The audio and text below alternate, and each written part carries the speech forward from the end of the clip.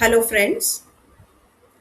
आज फिर से आप लोगों से मुखातिब हूँ अपने पॉडकास्ट बर्डिंग रूबरू के तहत। आज का जो टॉपिक मैंने चूज़ किया है वो है बर्डिंग में कॉल प्लेबैक का क्या रोल है, इसके फ़ायदे नुकसान, कैसे शुरू हुआ था, इसका मतलब क्या है, इन सारी चीज़ों को हम डिस्कस करेंगे। तो सबसे पहले अगर हम कॉल प्लेबैक को समझने की कोशिश करें कि ये है क्या। कॉल प्लेबैक का मतलब ये है कि एक पक्षी जिसको आप देखना चाहते हैं, वो पक्षी का नेचर ऐसा है कि वो शाई है, जल्दी सामने आता नहीं है। तो उसकी जो आवाज़ है, उसकी जो कॉल है, उसको रिकॉर्डेड फॉर्म में आप उस जगह जाके प्ले करते हैं जो कि उसका हैबिटेट है। मतलब ये कि जहाँ पे वो पक्षी कॉमनली पाया जाता है। कॉमनली पाया जाता है, ये आपको कैसे पता चलेगा? हमारी चेकलिस्ट होती हैं, ई बर्ड पे चेकलिस्ट होती है। कई बार मैंने आपको बोला है कि आप जब भी कहीं बर्डिंग करने जाते हैं तो जो जो पक्षी आपने देखा वो ई बर्ड पर आप ज़रूर चेकलिस्ट अपनी अपलोड करें। इससे फ्यूचर में जो बर्डिंग करने जा रहे हैं उनको फ़ायदा मिलता है, क्योंकि उनको पता चल जाता है कि इस एरिया में ये पक्षी कॉमनली पाए जाते हैं, ये पक्षी रेयरली पाए जाते हैं, ये पक्षी माइग्रेशन के दौरान आते हैं। तो इसी तरह मर्लिन है, मर्लिन में भी आपको पता चल जाएगा कि आप किसी एरिया में बर्डिंग के लिए गए हैं तो वहाँ पर कौन सी बर्ड्स कॉमनली पाई जाती हैं, कौन सी रेयरली पाई जाती हैं। और भी ऐप्स हैं इस तरह के। तो आपको ये पता चल गया कि ये पक्षी का नेचर ऐसा है कि ये बहुत शाई है, उसको स्कल्कर कहते हैं। स्कल्कर की स्पेलिंग है SKULKER।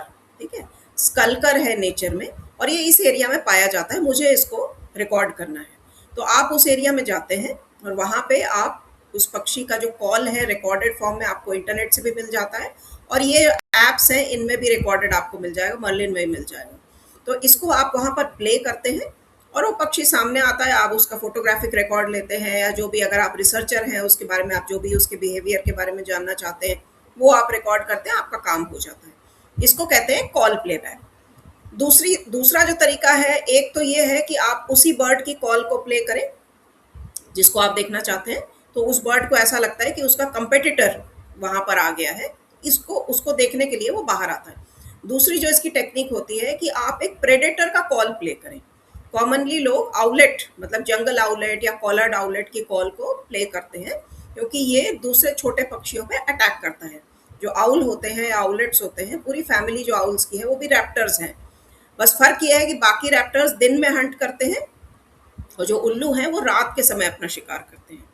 तो उल्लू की आवाज़ भी अगर आप प्ले करेंगे तो जो बर्ड्स पे जिन पर वो अटैक करता है, जिनका शिकार करता है, वो बर्ड्स सामने आ जाया करती हैं। तो ये दो टेक्निक्स हैं कॉल प्लेबैक में। उसके अलावा कुछ लोग अपने मुंह से भी बर्डर्स आवाज़ निकालते हैं जो मॉबिंग साउंड होती है। जैसे छोटे बर्ड्स जब किसी प्रेडेटर को मॉब करते हैं तो वो जो आवाज़ निकालते हैं उसको पिशिंग बोलते हैं। तो ये पिशिंग भी एक टेक्निक है जो बर्डर्स यूज़ करते हैं, जिसमें कि वो कहीं से कॉल प्ले नहीं करते, वो अपने मुंह से ही उस आवाज़ को निकालते हैं। तो जब आप कॉल प्लेबैक करते हैं तो वो पक्षी सामने आता है, क्योंकि उसको ये लगता है कि ये जो कॉल आई है ये किसी और पक्षी की है। खास करके आप ये उन बर्ड्स में देखेंगे जो टेरिटोरियल हैं। ज़्यादातर बर्ड्स टेरिटोरियल होती हैं। एनिमल किंगडम में या बर्ड किंगडम में अगर आप एक अपनी टेरिटरी को मेंटेन करके नहीं रखेंगे तो आप चैन से नहीं जी पाएंगे। क्योंकि अगर आपकी कोई टेरिटरी नहीं है तो आपको आज कोई आके धक्का मार देगा, आप वहां से आपको डिस्प्लेस कर दिया जाएगा, आपके लिए मेटिंग करना बड़ा मुश्किल हो जाएगा, आपके लिए नेस्टिंग बड़ी मुश्किल हो जाएगी, अपनी फैमिली को आप आगे नहीं बढ़ा पाएंगे। इंसानों में भी ऐसा ही है, आप जहां पर भी रहते हैं उस जगह का, उस घर की रजिस्ट्री आप अपने नाम पे करवाते हैं, जिससे कोई और आके आपको वहां से निकाल ना दे। तो इसी तरह बर्ड्स के साथ भी है। तो अगर उनको ये लगता है कि उनकी टेरिटरी में उन्हीं की स्पीशीज का कोई और पक्षी आ गया है, तो अगर वो मेटिंग पीरियड में है, नेस्टिंग में है, तो उन्हें ये लगता है कि ये फीमेल को अट्रैक्ट ना कर ले कहीं अपनी तरफ, जो दूसरा मेल आया है। तो उसको देखने के लिए वो बाहर आता है मेल, और जो फीमेल है वो ये देखने के लिए आती है कि जो ये दूसरा मेल आया है ये इससे बेटर है क्या, क्योंकि उनको तो अपनी जीन्स कैरी फॉरवर्ड करनी है। तो उनको ये देखना होता है कि जो बेस्ट अवेलेबल मेल है उसके साथ वो मेट करें। तो ये टेक्निक है जिसकी वजह से आप बर्ड्स को देख पाते हैं जो शाई बर्ड्स होती हैं। अब थोड़ा सा ये देख लेते हैं कि सबसे पहले ये जो कॉल प्लेबैक को एज अ टेक्निक किन लोगों ने यूज किया था। तो सबसे पहले लुडविग कॉक नाम के एक व्यक्ति थे 1889 में। उन्होंने एक कैप्टिव इंडियन शामा, जो व्हाइट रम्ड शामा होती है, उसको आपने देखा होगा मेरे हल्दू पड़ाओ मोरघट्टी वाले वीडियोस में। उस पक्षी को रिकॉर्ड किया था, वो कैप्टिविटी में थी। उसको इन्होंने एक एडिसन वैक्स सिलेंडर नाम का एक इक्विपमेंट होता था, उससे उन्होंने उसकी कॉल रिकॉर्ड की थी। उसके बाद ये 1889 की बात है। फिर 1898 में एक डॉक्टर सिल्वेस्टर जड, एक अमेरिकन ऑर्निथोलॉजिस्ट थे, उन्होंने इसी टेक्निक से रिकॉर्ड किया हुआ बर्ड कॉल एक ऑडियंस के सामने प्ले किया था, मतलब पब्लिकली उसको प्ले करके दिखाया था। और उसका मतलब जो उससे ये पता चलता है कि जब ऑडियंस होती है आपकी, तो वो बताती है कि ये रियल बर्ड की कॉल की तरह लग रहा है या नहीं। तो उन्होंने लोगों के सामने उसको प्ले किया था। उसके बाद ईयर 1900 में चेरी कियर्टन नाम के एक व्यक्ति थे, उन्होंने इंग्लैंड में वाइल्ड बर्ड्स के साउंड को रिकॉर्ड किया था। फिर जो 1980 से 1990 का दशक था, उसमें यूएसए और यूके के जो बर्ड टूर गाइड्स थे, उन्होंने फॉर्मली ये कॉल प्लेबैक को बर्डिंग में एज अ टूल यूज करना शुरू कर दिया था। तो इसमें कोई डाउट नहीं है कि ये बर्डिंग में एक सबसे यूजफुल टूल है। मतलब जो लोग बर्डिंग करने जाते हैं, बर्ड्स को रिकॉर्ड करने के लिए कॉल प्लेबैक जो है, ये एक बहुत ही यूजफुल टूल है उन बर्ड्स को रिकॉर्ड करने के लिए जो कि शाई हैं और स्कल्कर हैं। इसको आप इस तरह समझ सकते हैं कि आपके घर में 2 बच्चे हैं, उसमें से एक बच्चा जो है वो बहुत ही एक्सट्रोवर्ट है, आउटगोइंग है। जब आपके घर पे कोई मेहमान आता है, तो वो खुद ही भाग के जाता है, नमस्ते करता है, पैर छूता है, उनके साथ घुल-मिल जाता है।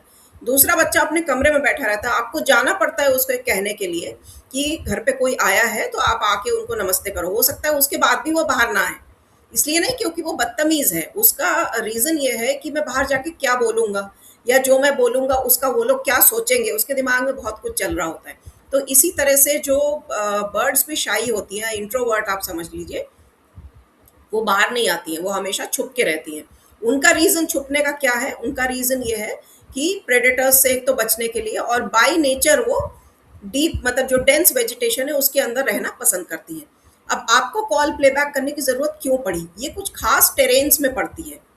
हर जगह जहाँ आप मान लीजिए आप ओपन ग्रासलैंड में आप हैं, वहाँ पर आपको कॉल प्लेबैक की कोई खास ज़रूरत नहीं है, क्योंकि ओपन ग्रासलैंड में जो भी बर्ड्स हैं वो कभी ना कभी आपको दिख जाएंगी। लेकिन जहाँ पर डेंस अंडरग्रोथ है, डेंस फॉरेस्ट है, और वहाँ पर इस तरह की स्पीशीज हैं जो कि शाई हैं, तो आपको उन्हें देखने के लिए कॉल प्लेबैक की ज़रूरत पड़ेगी। इसका एक क्लासिक एग्जाम्पल है अरुणाचल प्रदेश के जंगल। अरुणाचल प्रदेश का एग्जाम्पल मैंने यहाँ पर इसलिए लिया है क्योंकि वहीं पर कॉल प्लेबैक सबसे ज़्यादा इस्तेमाल होता है, और उनके पास बहुत ही हाईली डेवलप्ड टेक्निक है कॉल प्लेबैक के लिए। तो जो वहाँ का eagle Nest wildlife century है, इसके अलावा और भी हॉटस्पॉट्स हैं बर्डिंग के, मिशमी हिल्स हैं, और भी एरियाज हैं अरुणाचल प्रदेश में जो बर्डिंग के लिए हॉटस्पॉट्स हैं। लेकिन by and large Eagle Nest wildlife sanctuary सबसे ज़्यादा फेमस है, और सबसे ज़्यादा नंबर जाते हैं वहाँ पे बर्डिंग करने के लिए। तो ये इसकी जो शुरुआत हुई थी eagle Nest wildlife century की, इसके पीछे भी एक कहानी है। रमना आथ्रेया नाम के एक व्यक्ति थे जो पेशे से एस्ट्रोफिजिसिस्ट थे, लेकिन वो कंजर्वेशनिस्ट भी थे, मतलब अपने एफर्ट से कंजर्वेशन करते थे, किसी गवर्नमेंट के साथ वो काम नहीं करते थे। 1989 में eagle Nest wildlife century को एस्टैब्लिश करने में उनका बहुत बड़ा रोल था, और यहाँ पर जो बर्डिंग शुरू हुई 2006 से चल रही है। यहाँ पर उन्होंने ही 1980s और 90s के बीच में एक स्पीशीज जिसके बारे में किसी को नहीं पता था, उसको डिस्कवर किया था, जिसका नाम था बुगुन लियोशिक्ला। वो है अभी भी वहाँ पर, और इसका नाम रखा गया है वहीं की एक ट्राइब के नाम पे जिसका नाम बुगुन है। उस ट्राइब को बुगुन ट्राइब बोलते हैं, और उस ट्राइब के कई गांव इस ईगल नेस्ट सेंचुरी को बनाने में, eagle Nest wildlife century को बनाने में इस्तेमाल हो गए। मतलब उन्होंने अपनी ज़मीन दे दी उस सेंचुरी को, और वहाँ के जो पक्षी और जानवर हैं उनको वो भगवान की तरह मानते हैं ये ट्राइब, और उनकी रक्षा करते हैं। आज भी वो ट्राइब्स वहाँ पर कैंप्स चलाते हैं, जो बर्डिंग कैंप्स हैं, गाइड वगैरह का भी काम करते हैं। तो ये बुगुन ट्राइब के नाम पर बुगुन लियोशिक्ला उसका नाम रखा गया था उस पक्षी का। इसके अलावा वहाँ की कुछ एंडेमिक स्पीशीज जैसे वार्ड स्ट्रोगॉन, रूफस नेक्ड हॉर्नबिल, ये एंडेमिक स्पीशीज है ईस्टर्न हिमालयस की, ये पूरे भारत में या विश्व में कहीं और नहीं मिलेंगी। तो इनके लिए भी eagle Nest wildlife century famous है। उसके अलावा दूसरी भी बर्ड्स हैं जो दूसरी जगह भी मिलती हैं, मतलब एंडेमिक नहीं है, लेकिन वो दिखती मुश्किल से है, जैसे हिमालयन क्यूटिया है, और भी बर्ड्स हैं जैसे आपका ब्लैक फेजेंट है, फायर टेल माइजोरनिस है, ग्रैंडला है। ये सारे पक्षी दूसरी जगह पे भी मिलते हैं, लेकिन आसानी से दिखते नहीं हैं। तो इनको देखने के लिए, और ख़ास करके ऐसी जगह पर जहाँ पर पहाड़ी टेरेन है, बहुत डेंस जंगल है, और eagle Nest wildlife century या पूरे अरुणाचल प्रदेश को अगर आप देखें तो साल में कई महीने वहाँ पे बारिश बहुत होती है। सिर्फ 2 या 3 महीने ऐसे होते हैं जहाँ पर कम बारिश होती है। ऐसा नहीं है कि बिल्कुल बारिश नहीं होती, उन महीनों में भी बारिश होती है, फरवरी से अप्रैल मई के बीच में। लेकिन जो बाकी पूरा साल है उसमें या तो बारिश बहुत ज़्यादा होती है या फिर ठंड बहुत ज़्यादा होती है।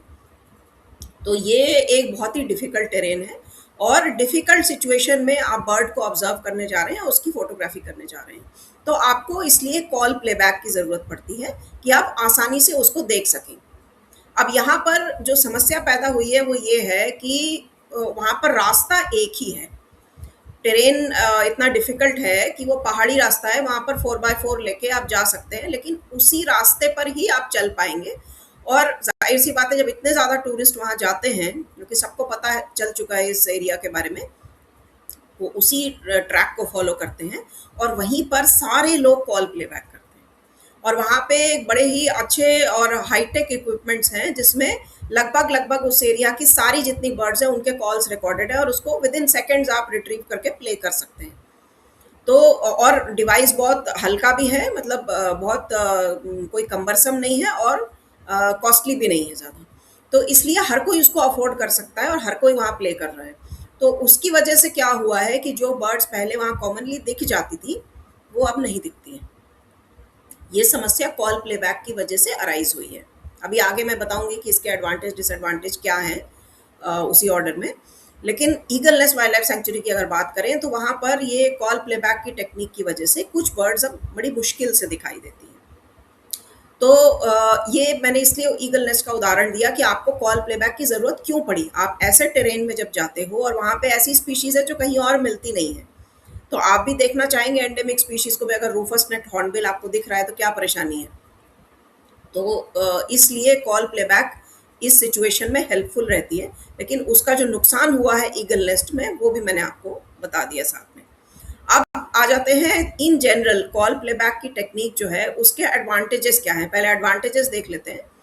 एडवांटेज ये है कि जो लोग पक्षियों पे रिसर्च कर रहे हैं, साइंटिफिक रिसर्च कर रहे हैं, या उनके बिहेवियर के बारे में कुछ रिकॉर्ड करना चाहते हैं, क्योंकि बिना देखे हमें आज जो भी इंफॉर्मेशन मिल रही है वो इसीलिए तो मिल रही है क्योंकि किसी ने एफर्ट किया है उसके हैबिटेट में जाकर उसके बिहेवियर को रिकॉर्ड करने का। कितने अंडे देते हैं, कैसे होते हैं अंडे देखने में, मेटिंग में क्या खास बातें होती हैं, इनके जो डिस्प्ले वगैरह मेटिंग डिस्प्ले होता है वो कैसा होता है। तो सारी चीज़ें किसी ने जाके रिसर्च किया है, देखा है, डॉक्यूमेंट किया है, तभी आज हमें वो इन्फॉर्मेशन मिल रही है। तो रिसर्च पर्पस के लिए कॉल प्लेबैक यूज़फुल है, आप इसको यूज़ कर सकते हैं।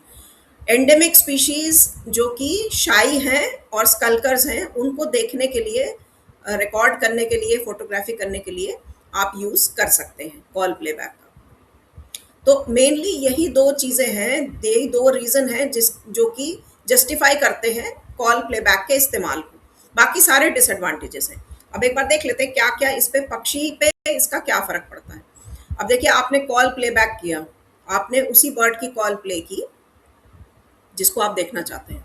तो जो पक्षी अंदर छुपा हुआ है उसे ये लगता है कि उसका कंपेटिटर मेल बाहर आ गया है, और अगर उसने अपनी टेरिटरी नहीं बचाई, अपनी फीमेल को नहीं बचाया, तो वो उसकी फीमेल को अट्रैक्ट कर सकता है, और उसकी जो मेटिंग है और नेस्टिंग है उसमें डिस्टर्बेंस पैदा हो जाएगी। तो उसका टेस्टोस्टेरोन लेवल बढ़ता है। रिसर्च में ये पता चला है कि जब आप कॉल प्लेबैक करते हैं तो बर्ड्स का टेस्टोस्टेरोन लेवल बढ़ता है मेल्स का। फीमेल्स में नेस्टिंग बिहेवियर और प्रोमिनेंट हो जाती है। अब उसका रिएक्शन क्या होता है, वो बाहर आता है, तुरंत नहीं आता है। उसको मैं अभी बताऊंगी कि आपको कॉल प्लेबैक को कैसे यूज़ करना है। अगर आप उसको सक्सेसफुली यूज़ करना चाहते हैं तो कैसे यूज़ करना है वो भी मैं बताऊंगी। अभी हम ये देख लेते हैं कि रिएक्शन क्या क्या होता है। तो वो बर्ड बाहर आता है और उसको ऑब्वियसली कोई और मेल नहीं दिखता है, क्योंकि कॉल तो आपने बजाई थी। तो वो फ्रस्ट्रेट हो जाता है, क्योंकि आवाज़ तो आ रही थी लेकिन कोई दिख नहीं रहा है। वो फ्रस्ट्रेट होता है, और उसको जो दूसरे बर्ड्स ऑब्जर्व कर रहे हैं उसी की स्पीशीज़ की फीमेल्स और मेल्स जो ऑब्ज़र्व कर रहे हैं, वो ये मान लेते हैं कि जो इंट्रूडर था, वो इससे ज़्यादा पावरफुल था, इसलिए ये भाग गया उसको देख के। जबकि ऐसा नहीं था, वहाँ कोई इंट्रूडर था ही नहीं। लेकिन क्योंकि वो वापस आ जाता है, इसलिए उसके जो साथी हैं, वो ये समझते हैं कि डर के आ गया है। उसका रिएक्शन कई बार फीमेल में ये हो सकता है कि वो उसको छोड़कर चली जाए और वो कहीं और मेटिंग कर ले। ये उसका नुकसान हो सकता है कि जो उसने फीमेल को मेट करने के लिए राज़ी किया था, वो खो दिया उसने।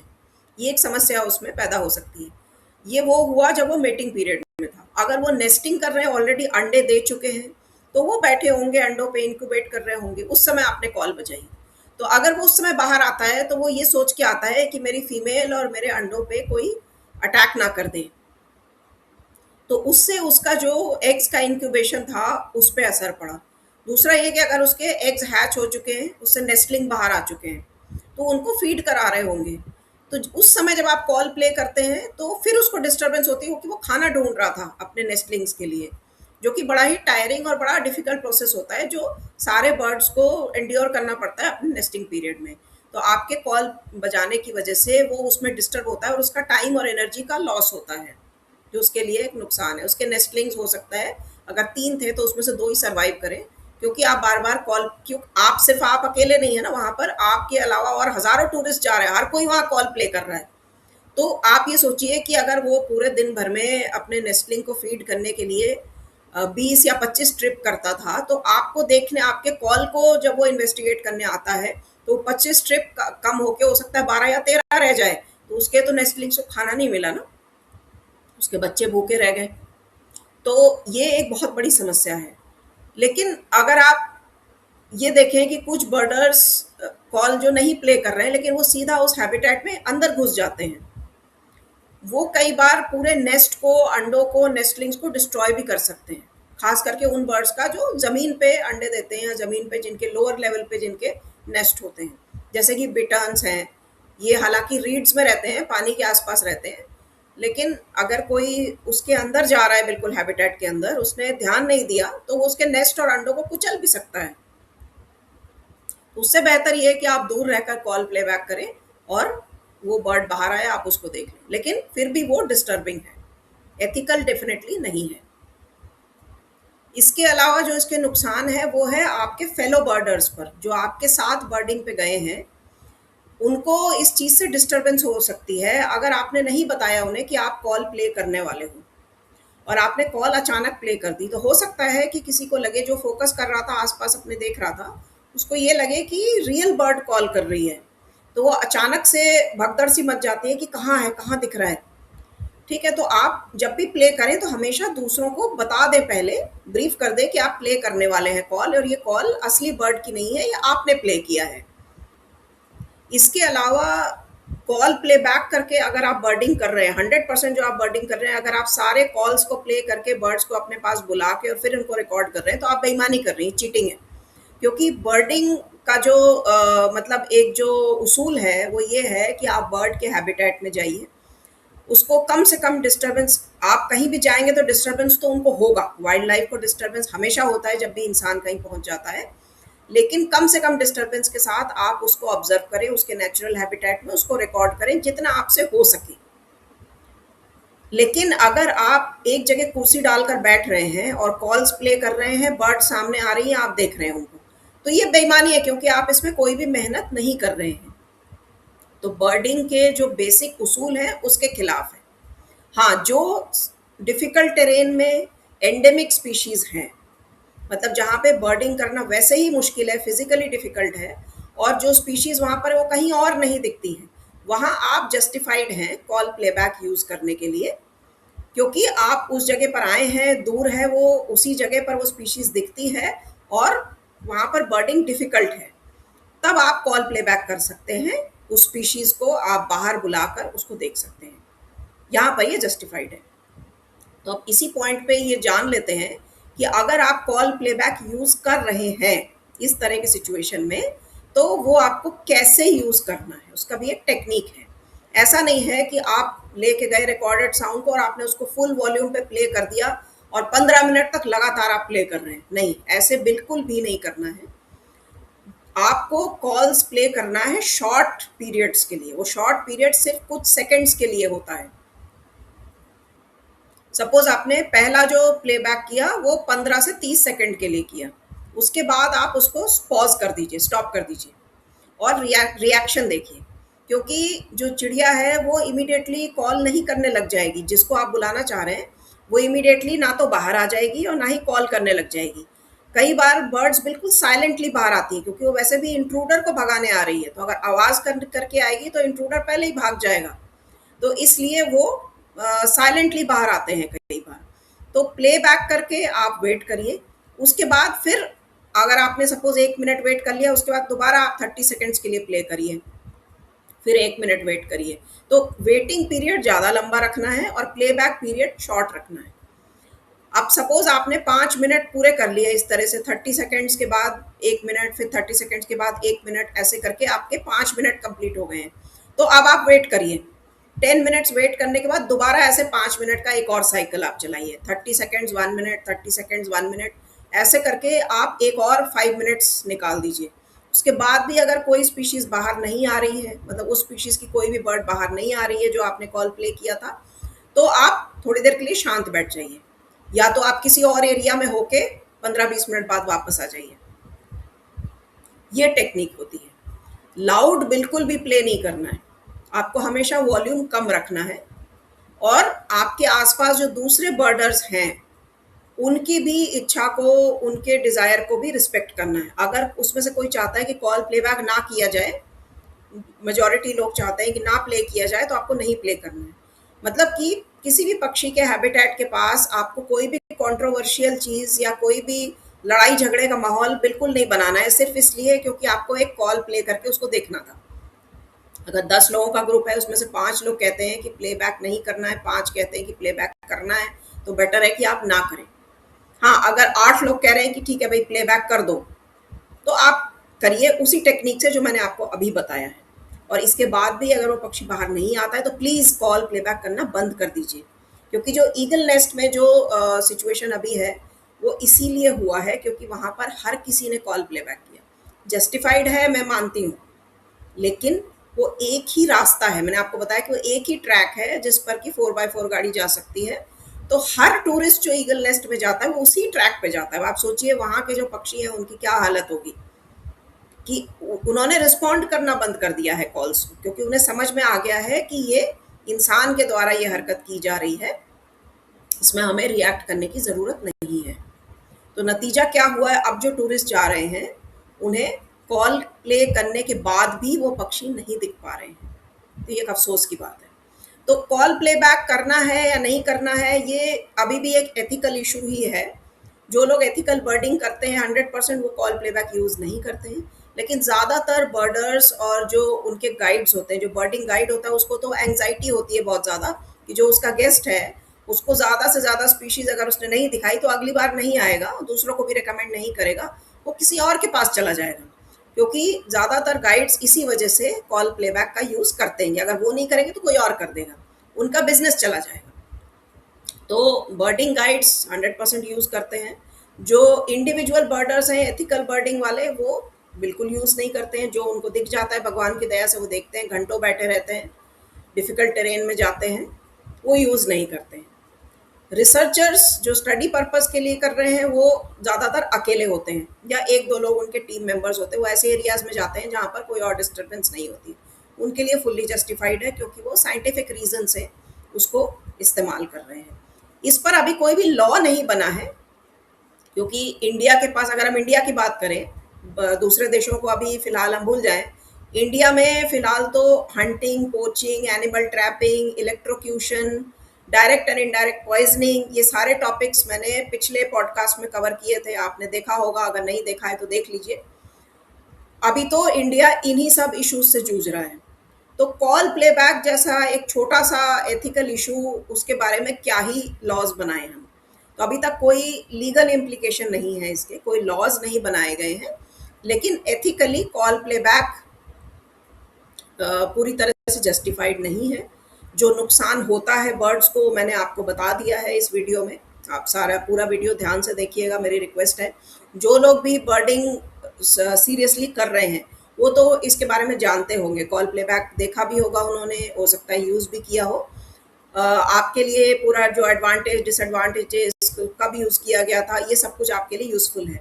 बाकी वो लोग जो बर्डर्स नहीं हैं लेकिन फिर भी वाइल्ड लाइफ एंजॉय करते हैं, वाइल्ड लाइफ डेस्टिनेशंस में जाते हैं, हो सकता है उन्होंने देखा हो या ना देखा हो कॉल प्लेबैक यूज़ करते हुए लोगों को, तो उनके लिए ये पूरी वीडियो में जो भी जानकारी है वो सारा का सारा नया होगा, उनको नई जानकारी कुछ मिलेगी। और इसके अलावा फ्यूचर में जब आप बर्डिंग करेंगे तो कोशिश कीजिए कि अगर आप ओपन हैबिटेट में बर्डिंग कर रहे हैं जहाँ पे आप वेट करेंगे थोड़ी देर या अप्रोप्रिएट टाइमिंग अपनी रखेंगे, सुबह का टाइम या शाम का टाइम, या वाटर सोर्सेज के पास बैठेंगे, तो आपको आसानी से बर्ड्स दिख जाएंगी। जितनी भी आपकी टारगेट स्पीशीज है वो आपको दिख जाएंगी। बहुत ज़्यादा एम्बिशन ना रखें, लाइफ बहुत लंबी है, बर्ड्स कहीं नहीं भागी जा रही हैं, आपको बार बार मौका मिलेगा। लेकिन हाँ, अगर डिफ़िकल्ट टेरेन में आप गए हैं, पहली बार आप गए हैं वहाँ पे, फिर से जाने का मौका मिले ना मिले, और वहाँ पे एंडेमिक स्पीशीज़ हैं जो आप देखना चाहेंगे, तो आप कॉल प्लेबैक को यूज़ कर सकते हैं, लेकिन उसी टेक्निक के साथ जो मैंने अभी आपको बताया है। शॉर्ट पीरियड के लिए प्ले करना है, उसके बाद लॉन्ग पॉज देना है, 5 मिनट का साइकिल कंप्लीट हो जाने के बाद वेट करना है, रेस्ट देना है उस चीज़ को। 10-15 मिनट आप रेस्ट दीजिए, उसके बाद फिर एक 5 मिनट का साइकिल चलाइए। उसके बाद भी अगर कोई रिस्पॉन्स नहीं आ रहा है ऐसे 2-3 साइकिल्स के बाद, तो आप उस जगह को छोड़ दीजिए आधे घंटे के लिए, फिर आप वापस आइए। ठीक है, तो इस तरह से आप पक्षियों को कम से कम डिस्टर्ब करके उनको ऑब्जर्व कर सकते हैं। अगर आपने अभी तक कोई भी सिटीजन साइंस इनिशिएटिव में पार्टिसिपेट नहीं किया है तो मेरी रिक्वेस्ट है कि आप पार्टिसिपेट करिए। जो बर्ड काउंट्स होते हैं उनमें आप पार्टिसिपेट करिए जितना हो सके।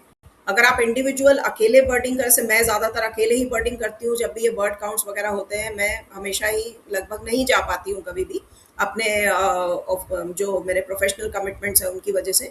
लेकिन जब भी मैं छुट्टी लेके बर्डिंग करती हूँ अकेले, या किसी भी एरिया में मैं गई हूँ वहाँ पे बर्डिंग करती हूँ, मैं उसको ई बर्ड पे ज़रूर डालती हूँ। जो बर्डिंग ग्रुप्स हैं वहाँ पर उसका लिस्ट बना के ट्रिप रिपोर्ट ज़रूर डालती हूँ।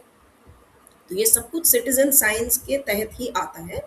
अगर अभी तक आपने इसको शुरू नहीं किया है तो ज़रूर शुरू करें, यदि आपको बर्डिंग और वाइल्ड लाइफ में इंटरेस्ट है। उम्मीद है आपको ये पॉडकास्ट पसंद आएगा और इसमें दी गई जानकारी आपको अच्छी लगेगी। अगर आपने चैनल को सब्सक्राइब नहीं किया है तो सब्सक्राइब कर लीजिए, और वीडियोस को लाइक करते रहिए, शेयर करते रहिए, और अपने कमेंट्स में बताइए कि आपको क्या पसंद आता है और क्या नहीं। अब मुलाकात होगी आप लोगों से अगले पॉडकास्ट में। Thank you.